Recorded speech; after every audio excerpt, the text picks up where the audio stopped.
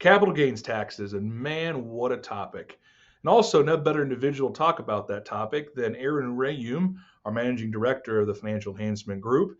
And so, Aaron, capital gains taxes. I mean, we could spend probably an entire podcast series going over this. But for Elements in Focus today, capital gain taxes, boss, what are we talking about and what are we trying to get out to the people? Thank you, Grant. As you mentioned, we could probably go into a 86 series lecture on capital gains, tax planning, Roth conversions, everything to do with tax planning. It's my favorite topic by far.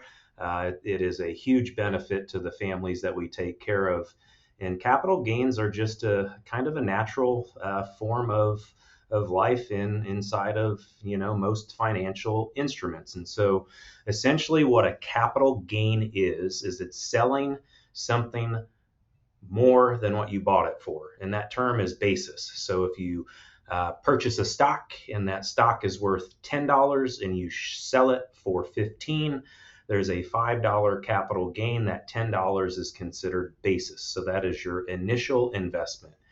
You can have capital gains taxes in several different areas. You can have capital gains taxes in stocks. You can have it in real estate. You can have them in businesses, mutual funds, exchange traded funds, land, collectibles. So capital gains taxes can be initiated from several different types of assets. And so once we understand that a capital gain is selling something for more than what you bought it for, then we have to understand how the taxes work. And so there's really two ways capital gains taxes work. There's a short-term capital gain tax and there's a long-term capital gains tax. Now, short-term, meaning you owned it for less than 1 year, is short-term. If you were to purchase something and sell it at a gain in that period of time, then you would be subject to ordinary income taxes, meaning that those dollars would hit your tax return just like wage income. Now, if you were to hold something and sell it for more than a year, you can get what's called long-term capital gains taxes. Long-term, again, means that you're holding it for 366 days or more.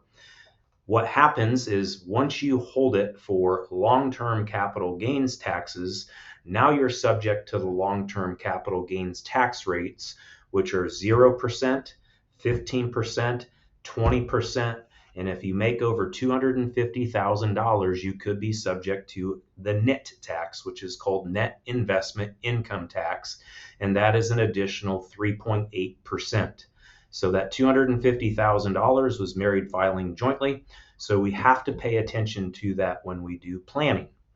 Now you say, okay, now that we understand what capital gains taxes are, what do we do with them? If you have a gain, that's a good thing. But there's ways that you can avoid some of that taxation through a capital gain. You can use gifting strategies to eliminate capital gains taxes.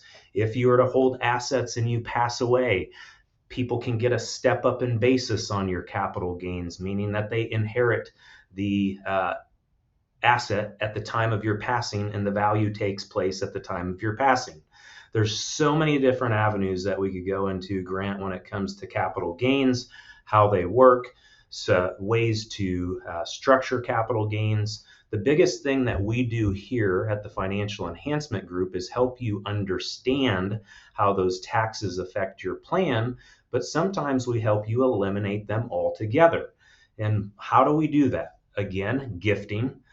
If you happen to fall in the 12% federal tax bracket, marginal bracket, or below, then you pay zero federal capital gains tax if you were to sell something.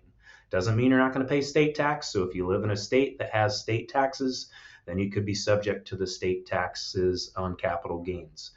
There are so many different strategies that we employ here, and we need to understand what your income looks like, what your standard of living looks like, to help you understand how capital gains taxes work. I am going to confidently say, based on the last 10, 15, 20 years of the market run up, house appreciation, asset appreciation, there are going to be millions of people having to deal with capital gains taxes, and there's ways that you can strategically unwind those. That's why you need to reach out to us at Financial Enhancement Group so we can help you. Anything you want to add after I just went on that long diatribe, Grant? No, Aaron, it's a great foundation to build off of, my friend, and you do such a good job of laying out the basics and tying it all back together. The only two things that I'll add are this. So when you talk about capital gains taxes, remember, folks, if you have assets in an IRAs, Roth IRAs, retirement accounts where those are deferred, right, then you're not going to have to worry about capital gains taxes. You worry about taxation and distribution. So, which is also a common question we get, Aaron. And to Aaron's point, if you're looking at finding ways to take a highly appreciated asset, so Aaron, I'll use the big juggernaut right now. I bought NVIDIA for 10 cents, right, per share, and now it's worth what it is. Guys, what do I do about it? There are strategies through gifting, there's strategies through investment tools, tax planning tools, where we can effectively help folks unwind some of that highly appreciated asset to better diversify, create better tax savings, create better diversification and income creation. If you've got highly appreciated real estate, right? How do I get out of the taxation on that and great better 1031. income? 1031, baby. You knew where I was going, Aaron. So Yep. if you're looking for strategies and you're one of those millions of people Aaron recognized that has this capital gains problem in a non-retirement planning account, please reach out to us. 800-928-4001. Our team is very well equipped to discuss this because we discuss it almost every day.